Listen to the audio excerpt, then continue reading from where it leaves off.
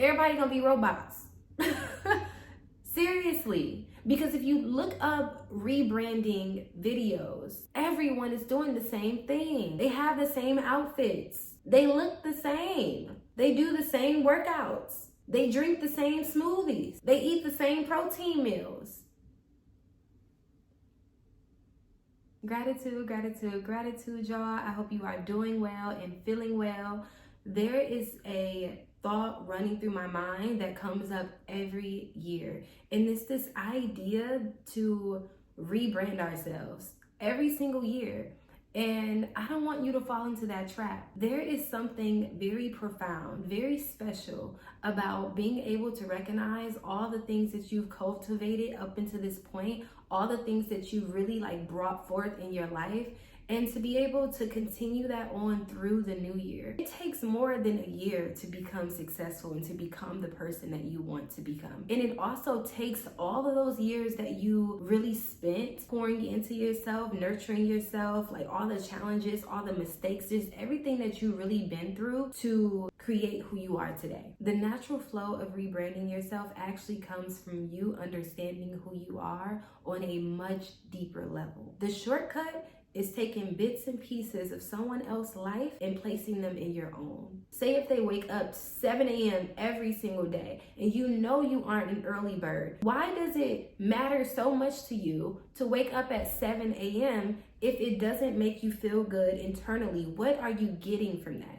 Aside from thinking that this is the right way to live, it has to resonate with you. The ability to understand when you're being influenced outside of the direction that you set up for yourself is a beautiful thing. There is something so special about being able to recognize what's happening in the world and choosing to instead stay on your own path and keep the promises that you made to yourself. So at the end of every year, if you're changing your course of direction, are you really giving yourself a chance to evolve fully into the person that you want to become? Or are you always starting over from scratch each time? I don't know about y'all, but I love playing Sims. When I first started playing Sims, I used to start over all the time. I love the idea of creating a new family, a new wife, a new husband, building a new house, just starting from scratch. But when I started to play it and I started to apply it to my own life of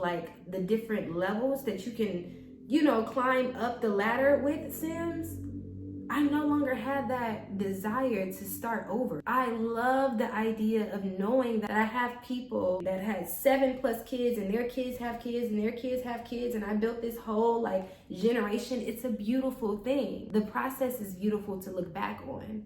But if you're rebranding or restarting every single year, I don't think you're giving yourself a chance to really reflect and appreciate all the reconstructing and the pivots you've had to make up until this point. There is a collective anxious desire to get so many things done by the end of this year. And I really want you to ask yourself, what is realistic for you? If you look back on your goals that you set at the beginning of this year, what can really serve you best to flow into 2025 confidently, picking up where you left off? When you're finding yourself watching videos or getting information or getting advice from other people in whatever way that you do, everything that you take in should be aligned with what you have already told yourself you were going to do at the beginning of this year. Now, this doesn't mean that you can't switch up. This doesn't mean that you can't take on habits that might make you a better person. You want to do that,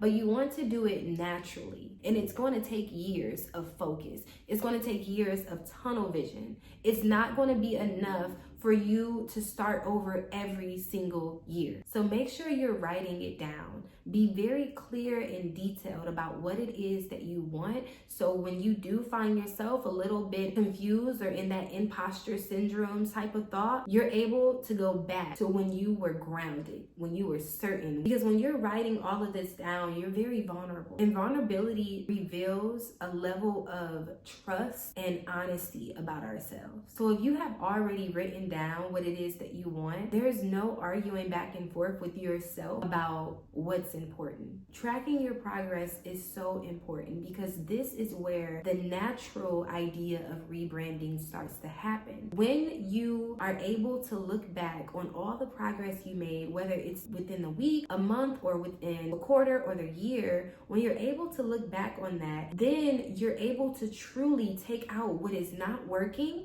and replace it instead of taking out something that you probably need a little bit work on. If you're focused on rebranding and taking away everything completely, then how do you know what needs a little bit more time? What needs a little bit more attention? Just because one of your goals did not happen in this year doesn't mean that it can't happen in the new year. I want you to be able to go back to the progress that you made and to intentionally replace anything that is not going to help you flow forward confidently in 2025. Allow these changes to be very specific. Do it because you know how it's going to impact your life and you want to stay dedicated to whatever your big end goal is. Reward yourself, even when it's the smallest progress. Rewarding yourself gives you all those little moments of excitement and joy and just like encouragement that you get from scrolling all day. If you give it to yourself, then you'll be able to keep yourself inspired, because sometimes we don't realize that the validation that we're actually receiving comes outside of ourselves, and that's so unhealthy.